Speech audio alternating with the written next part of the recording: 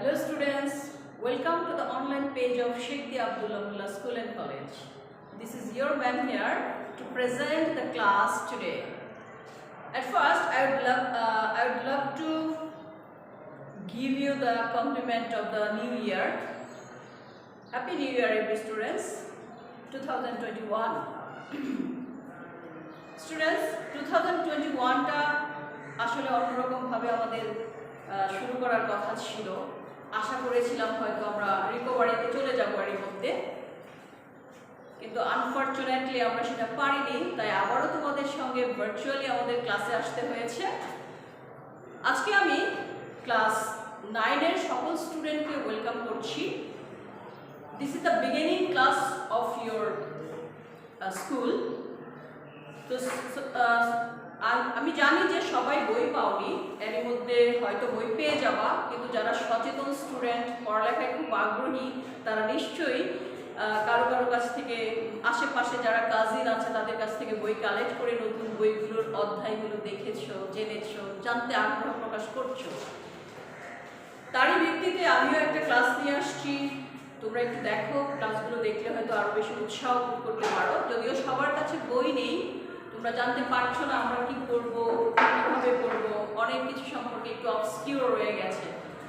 তো স্টুডেন্টস, আমি আজকে ইংলিশ ফার্স্ট পেপার নিয়ে এসেছি তোমাদের জন্যে। সবাইকে বলবো যাদের বই আছে তোমরা বইটা নিয়ে সামনে টেক্সট বুকটা নিয়ে সামনে বসো, আর যাদের নাই তারা একটু খাতা কলম সাথে রাখো। আমি যে ইনফরমেশনগুলো তোমাদেরকে দিব সেগুলো একটু কোট করে নিও। পরবর্তীতে যখন তোমরা বই পাবা তখন তার সঙ্গে মিলিয়ে দেখলে হয়তো একটু বেনিফিটেড হবা, একটু ইজি লাগবে যে হ্যাঁ ম্যাডাম তো আমাদেরকে এই টপিকটা নিয়ে ক্লাস করেছিল। সো স্টুডেন্টস, প্রথমে English for today class 9 and 10 তোমরা হয়তো জানো এই বইটা তোমরা পাবা। এর মধ্যে তো আমরা বই দিতে পারিনি, আসলে গভর্নমেন্ট এখনো ডিস্ট্রিবিউশনে কিছু ঝামেলা, করোনার কারণেই সেটা হচ্ছে। তবে গতি তো আর বন্ধ রাখা যাবে না, আমরা এদিক সেদিক থেকে ধার করে হলেও বই নিয়ে পড়া শুরু করব। তারপর নতুনত্ব যা থাকবে সেটা আবার যখন বই হাতে এসে যাবে আমরা মিলিয়ে নিতে পারবো। ক্লাস 9 স্টুডেন্ট মানে হচ্ছে 9 and 10 এসএসসির ফার্স্ট ইয়ার। এটা বলা হয়ে থাকে, আমরা বলি যে this is the first year of SSC batch class 9। এই টেক্সট বুকটার প্রথমেই যে ইউনিটটা আছে তোমরা বই খুলে যেটা দেখতে পাবা, ইউনিট 1 এ গুড সিটিজেন্স। গুড সিটিজেনের বাংলাটা কি আসে? নিশ্চয়ই মনে হয় ভালো সিটিজেন। কথাটা কি সুন্দর হলো? Exactly, good citizen. তুমি ভালো নাগরিক বলতে পারো, বাট ভালোটা কেমন শোনায়? এটা হবে কি? সুনাগরিক। Good citizen, সুনাগরিক।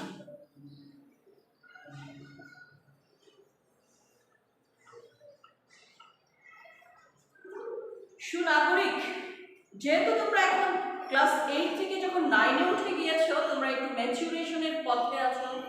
তোমাদের কিছু জ্ঞান থাকতে হবে, নিজের দেশ সম্পর্কে জ্ঞান থাকতে হবে, নিজের দেশের সংবিধান সম্পর্কে কিছু জ্ঞান থাকতে হবে। এখন তোমাদের ফার্টাইল যে ব্রেইনটা আছে সেখানে কিছু জ্ঞানের সমৃদ্ধি আসবে, এবং সব জ্ঞান পরিপূর্ণতায় যখন পরিপক্ক হব তখনই তুমি একজন সুনাগরিক হিসেবে পরিণত হবা। সেজন্যই আমাদের স্টার্টিংয়ে সুনাগরিকের হতে গেলে কি কি কোয়ালিটি থাকতে হবে, বা সুনাগরিক হতেই হবে কেন, নাগরিক হতে গেলে কি কি কোয়ালিটি লাগে, তার কিছু আমরা ইনফরমেশন এই প্যাসেজে পেয়ে যাব। সো স্টুডেন্টস, তোমরা ইংলিশ টেক্সট বই পড়ার বিকল্প নেই। তুমি যদি ভালো ইংলিশ পড়তে যাও তাহলে অবশ্যই তোমাকে ভালো ইংলিশ পড়া জানতে হবে, ভোকাবুলারির মিনিংগুলো জানতে হবে। তো সেজন্য টেক্সট বই পড়ার বিকল্প নেই। শুধু কেবলমাত্র কিছু গ্রামার পড়ে কিন্তু ইংলিশে ভালো করা যায় না। ইংলিশে ভালো করতে হলে অবশ্যই তোমাকে টেক্সট বুক খুব ভালো করে যত্ন করে পড়তে হবে, এবং প্রত্যেকটা ওয়ার্ডের মিনিং বুঝে বুঝে, যেসব ক্রিটিক্যাল ওয়ার্ডগুলো আছে সেগুলো খাতায় লিখে লিখে শব্দার্থ শিখে তোমাকে এগিয়ে যেতে হবে। তোমার মধ্যে ভোকাবুলারির সমৃদ্ধি বাড়াতে হবে। তো গুড সিটিজেনের প্রথমেই কেন আমরা নাগরিক হই, নাগরিক হওয়ার উপকারিতা অপকারিতা, এত যে ক্ল্যাশ সমাজে, তারপরে একতাবদ্ধ হয়ে কেন থাকি, সেই নিয়ে আমাদের প্রথম লেসন থাকবে এটা, গুড সিটিজেন। তুমি ইউনিট 1 গুড সিটিজেনের প্রথম লেসন হবে ক্যান ইউ লিভ অ্যালোন। এই হচ্ছে প্রথম লেসন, তোমাদের বইটাতে দেখতে পাচ্ছ। তো আমাদের লেসন 1 থাকছে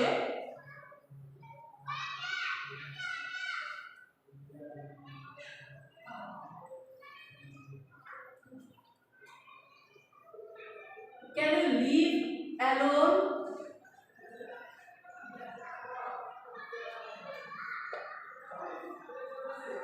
এটা কি বলেছে, ক্যান ইউ লিভ অ্যালোনটা দিয়ে কি মিন করেছে তোমরা নিশ্চয়ই বুঝতে পেরেছো। তুমি কি একা বাস করতে পারো? কোনো মানুষ কি একা বাস করতে পারে? কেন পারে না? কেন এই সঙ্গবদ্ধ থাকার মধ্যেই হচ্ছে আনন্দ এবং সব কি ফ্যাসিলিটি পাওয়া যায় সঙ্গবদ্ধ হয়ে থাকলে। সেই নিয়ে আমাদের এই প্যাসেজটা প্রথমে সঙ্গবদ্ধ থাকতে হবে কেন, কেন একা থাকতে পারে না সেটা আগে জেনে তারপর গুড সিটিজেনের কিছু গুণাবলী আমরা অর্জন করব। তোমরা প্রথমে টেক্সটের প্রথমেই তোমরা দেখবে যে can you live alone in a house. তুমি কি একটা বাড়িতে একা বসবাস করতে পারো? Make a list of the problems you think you will have if you have live alone in a house, having accidents, feeling lonely etcetera. তুমি কোথাও যদি একা থাকো, কোনো বাড়িতে যদি একা থাকো, সেখানে কি টাইপের প্রবলেম ফেস করতে পারো সে নিয়ে আলোচনা করো। এখানে আমরা দেখতে পাচ্ছি দুইটা পিকচার দেয়া আছে। এই পিকচার সম্পর্কেই আজকের আলোচনা থাকবে আমাদের টেক্সটে। আমি এখন তোমাদের জন্য টেক্সটটা পুঙ্খানুপুঙ্খভাবে পড়ব, তার পরবর্তীতে আমরা ভোকাবুলারি নিয়ে ডিসকাস করব। Students get ready, please listen to me carefully. যাদের বই আছে লাইন টু লাইন মিলিয়ে দেখো, যাদের বই নেই একটু স্পেশাল করে অ্যাটেনশন দাও, আমার কথাগুলো শোনো তোমরা। Read the story and answer the question that follow. Long ago, a young man who lived in a village found his life full of problems and sufferings. অনেক আগের একটা ঘটনাকে এক্সাম্পল হিসেবে তোমাদের এখানে সেট করা হয়েছে। অনেক আগে এক ইয়াং ছেলে, যুবক ছেলে, গ্রামের জীবনে বিভিন্ন রকম প্রবলেম সাফারিংস আছে বলে তার মনে হলো তার গ্রামের জীবনটা আর ভালো লাগছিল না, এরকমটা সে ফিল করলো। কি কি কারণ সেটা দেখো। কোয়ারেলস, ঝগড়াঝাটি, ইল ফিলিংস, দুশ্চিন্তা, জেলাসি, মন্দ চিন্তা। ইল ফিলিংস মন্দ চিন্তা, জেলাসি হিংসা, এনিমিটি শত্রুতা, all were part of everyday life there. তো গ্রাম্য জীবনের, সমাজ জীবনের বিভিন্ন রকম প্রবলেম, ঝগড়াঝাটি, মন্দ চিন্তা ভাবনা, শত্রুতা, এসব যেন জরাজীর্ণভাবেই রয়ে গেছে, চারপাশটা আস্তে পৃষ্ঠে ঘিরে আছে এইসব প্রবলেমগুলো। So he left his house and went to a jungle to live by himself. তাই সে কি করলো? গ্রাম ছেড়ে জঙ্গলে চলে গেল একা বসবাস করবে বলে। There he made a nice little hut with wood, bamboo and reeds. সেখানে গিয়ে একটা ছোট্ট কুটির বানালো, সে ছোট্ট কুঁড়ে ঘর তৈরি করলো ব্যাম্বু দিয়ে, কাঠ দিয়ে এবং ব্যাট দিয়ে। জঙ্গলে যা যা পাওয়া যায় সেসব উপাদান দিয়ে সে একটা ছোট্ট কুঁড়ে ঘর তৈরি করলো। How happy I am here, কি সুখে আছি আমি এখানে। said the man to himself. ঘরটা বানিয়ে সে যখন প্রথম শুলো মনে হচ্ছে কোনো ঝামেলা নাই, নির্ঝঞ্ঝাট, কত আরাম, এখানেই তো ঠিক আছি আমি, এটা সে প্রথম স্টেপে ফিল করলো। But one day he found some mice in his hut. কিন্তু একদিন সে তার সেই কুঁড়ে ঘরে একটা ইঁদুর দেখতে পেল, কিছু ইঁদুর দেখতে পেল। এখানে মাইস শব্দটা তুমি দেখতে পাবা, মাইস মানে ইঁদুর, কিছু ইঁদুর। মাউস হচ্ছে একটা ইঁদুর, মাইস হচ্ছে অনেকগুলো। ওকে, the little creature soon made holes in his blanket. এই ছোট্ট প্রাণীটা তার কম্বলের মধ্যে যেন একটু হোল করে ফেললো, দ্যাট মিন্স কেটে গর্ত করে ফেললো। So he brought a cat to kill the mice. তাই সে একটা বিড়াল আনলো সেই ইঁদুরকে মারার জন্যে। The cat needed milk. এখন ক্যাট কি খাবে? বিড়ালের তো খাবার প্রয়োজন, দুধ প্রয়োজন। So he brought a cow. তাই সে একটা গরু নিয়ে আসলো। The cow needed grass and hay. তো এই কাউ কি খাবে? এই গরুটা খাবেটা কি? তার তো ঘাস লাগবে, খড়কুটা লাগবে। So he brought a cow hand. তাই সে একটা কি আনলো? রাখালকে নিয়ে আসলো, রাখাল বালক নিয়ে আসলো। ওকে, the cow hand needed food ছেলের জন্য খাবারের প্রয়োজন। So he took a wife to cook meals, তাই একটা বউ নিয়ে আসলো যে তার জন্য রান্না বান্না করবে। Then children were born to them, তখন দেখা গেল ন্যাচারালি বাচ্চা কাচ্চা জন্ম নিল। And the man found himself again in a family, দেখলো যে আবারও সে একটা পরিবারের মধ্যে আছে, বউ বাচ্চা কাচ্চা সেই কাউবয় সব মিলে যেন আবার একটা পরিবারই ফর্ম হয়ে গেল। সে কিন্তু জানতো না যে পরিবারটা ফর্ম হয়ে যাচ্ছে, গঠিত হয়ে যাচ্ছে, সে শুধু প্রয়োজনে এগুলো এনেছে। প্রয়োজনে আনতে আনতে মনে হলো আবারও তো আমি একটা সমাজ বা সংসারই তো বিল্ড আপ করে ফেললাম। ওকে, তার পরবর্তী সিকোয়েন্সে দেখো কি হয়। এরই মধ্যে আমরা বুঝে গিয়েছি যে নোবডি ক্যান লিভ অ্যালোন, তো আমরা জেনেই গেলাম যে কেউই একা বসবাস করতে পারে না। Unless that person is either an Angel or a devil, হয়তো শয়তান নলে হচ্ছে দেবতা, এই টাইপের কিছু না হলে কোনো মানুষ একা বসবাস করতে পারে না। পিপল নিড ফুড, মানুষের প্রয়োজন হচ্ছে খাবার। শেল্টার, আশ্রয়। কম্পেনিয়ন, সঙ্গী। অ্যান্ড হেল্প, সাহায্য সহযোগিতারও প্রয়োজন আছে মানুষের। They need to look after each other, একজন আরেকজনকে দেখারও প্রয়োজন রয়েছে। And if they live in a family or community, যদি তারা একটা ফ্যামিলি বা সম্প্রদায়ের মধ্যে বসবাস করে, their needs can be fulfilled, তাদের এই প্রয়োজনগুলো কেবলমাত্র সেখানেই কি হতে পারে, পরিপূর্ণতা পেতে পারে। Hence living in a society can make people good and happy citizens. তো ফাইনালি আমরা বুঝে গেলাম সমাজে বসবাস করলেই কেবলমাত্র একটা মানুষ সুখী এবং কি ভালো সুনাগরিকে পরিণত হতে পারে। So students, this was the lesson about can you live alone. এই ছিল সামারি। এখন আমরা কিছু ভোকাবুলারি দেখব যেটার অর্থকে আমাদের খুব ভালো করে জানতে হবে। তোমরা সেগুলোর যেমন আমরা কি কি পেয়েছিলাম।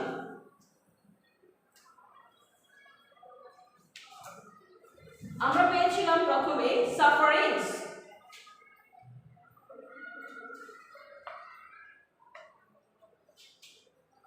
ওয়ার্ড,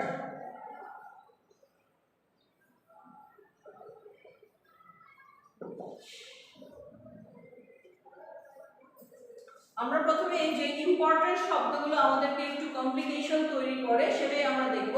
তোমরা জানো সাফারিংস,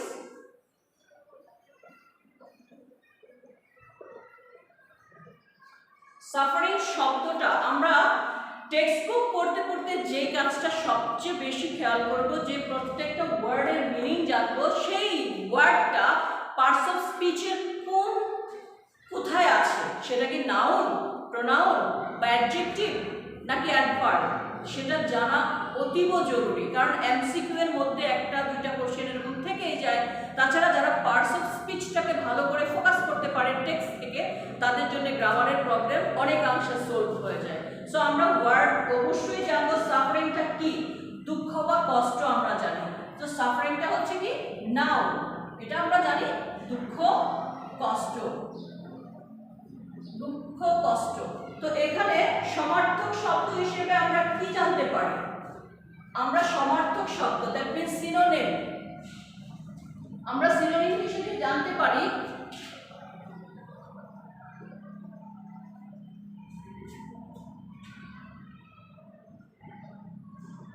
এটার সিনোনিমটা আমরা কি জানতে পারি। তারপরে অ্যান্টোনিমটা আমরা জানবো। অ্যান্টোনিম কি আছে দেখি।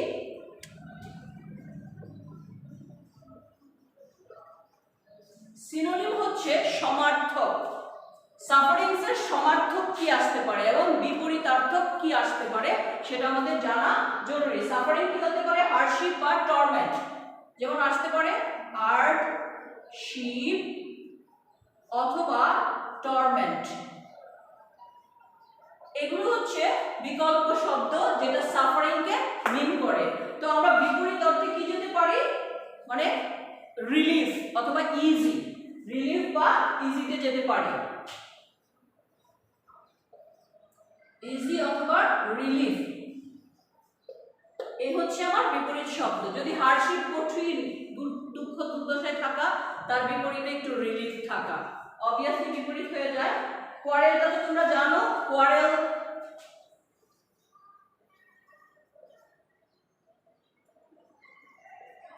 কোয়ারেলটা কি শব্দ?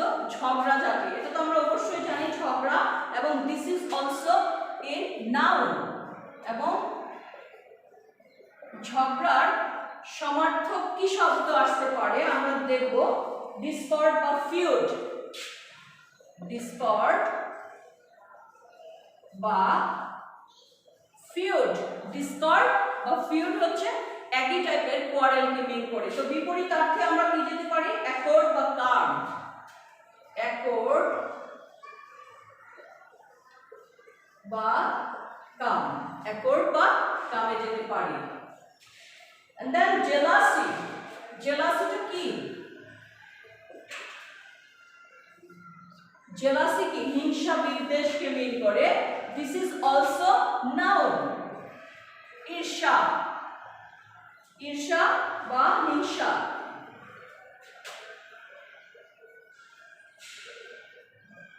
ঈর্ষা যেটাকে বলে কি? হিংসা, ঈর্ষা এটাকে বলে। envy বা grudge, envy, envy অথবা grudge, envy বা grudge। তো এর বিপরীতার্থ কি যেতে পারে? লাভ বা liking, love, liking, love, liking. and then enmity, শত্রুতা। enmity হচ্ছে নাউন, এটা যাবে কি? শত্রুতা। enmityতে আমরা কি পেলাম? শত্রুতা। enmity শত্রুতা। তো এটাকে hostility বা immunity, hostility, hostility, hostility অথবা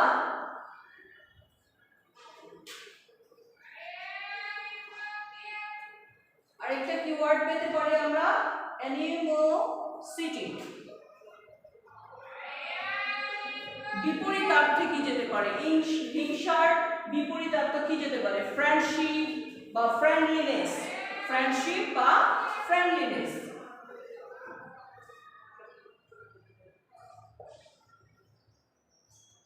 অথবা ফ্রেন্ডশিপ,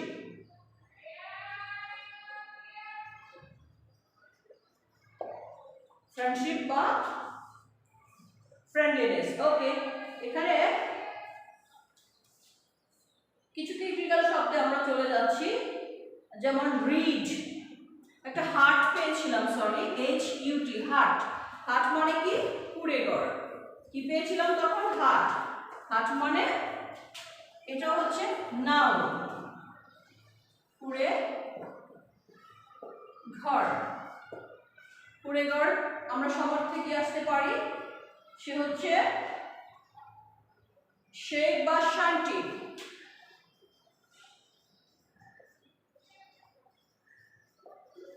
ছোট্ট কুড়েঘরকে কি মিন করে? শেখ বা শান্তি। তো এটার বিপরীতার্থ তেমন কিছু নাই। তারপরে রিড, রিড বা আমরা ক্রিয়েচারে চলে যাচ্ছি, ক্রিয়েচার। ক্রিয়েচার, ক্রিয়েচার শব্দের অর্থ কি? অবশ্যই প্রাণী, এবং এটা হবে নাউন। প্রাণী, প্রাণীর মধ্যে আমরা সমার্থকে কি? অ্যানিমেল দিতে পারি।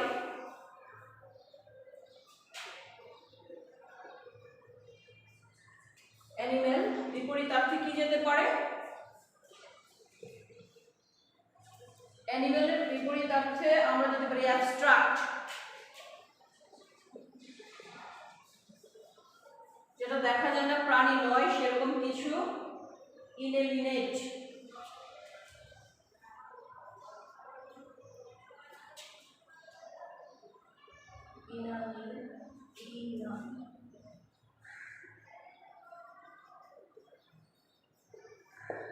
ইনঅ্যানিমেট, এটাও কিসে যেতে পারে? ক্রিয়েচারে। তারপরে ব্ল্যাঙ্কেট, তোমরা যেতে পারো ব্ল্যাঙ্কেট।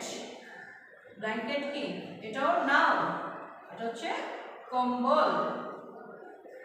ব্ল্যাঙ্কেট এটা কি, আমরা এটাকে কি কভারিং নিতে পারি। এটা হচ্ছে লার্জ একটা কভার, কভার অর রাগ, কভার অর রাগ এটাতে নিতে পারি আমরা। তারপর আমরা যেতে পারি কাউ হ্যান্ডে। কাউ হ্যান্ড কি হবে, ক্যাটেলম্যান বা কাউহার্ড।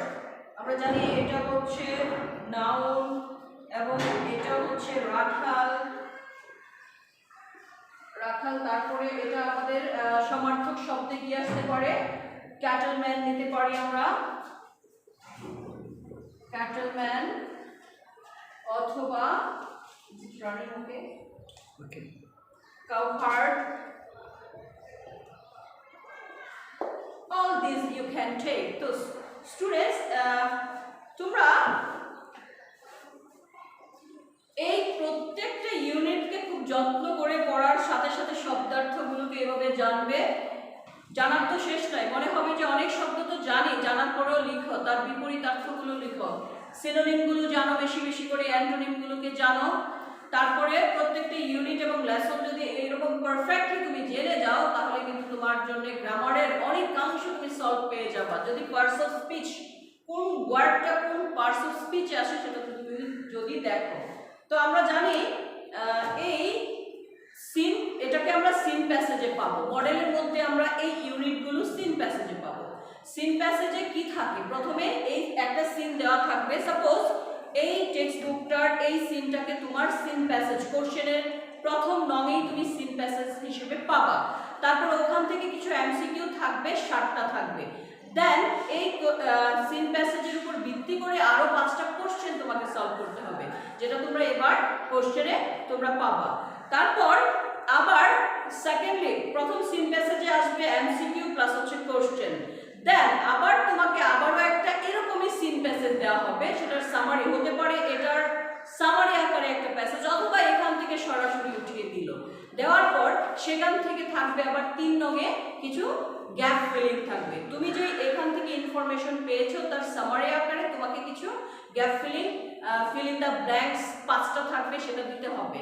তো এখানকার ইউনিট লেসনগুলোকে অনেক গুরুত্ব দিয়ে, প্রত্যেকটাকে খুব গুরুত্ব দিয়ে তোমার পড়তে হবে। That is too important for you. কোনো লেসনকে ইগনোর করা যাবে না, কোনো ইউনিট বা লেসনকে ইগনোর করা যাবে না। কারণ আমরা দেখেছি যে যে ইম্পর্টেন্ট লেসনগুলোকে খুব বেশি যত্ন করে পড়ি, কোশ্চেন যে সেখান থেকে হয় এমন না। দেখা যায় যে ইউনিটটাকে বা যে লেসনটাকে খুব গুরুত্বই দেয়নি, সেখান থেকে কোশ্চেনে এসে বসেছে। তো আমরা এই টেক্সট বুকটাকে পুঙ্খানুপুঙ্খ পড়ব, এটাই বরাবর বলা। নেক্সট ক্লাসে আবার তোমাদের সঙ্গে দেখা হবে। আল্লাহ হাফেজ।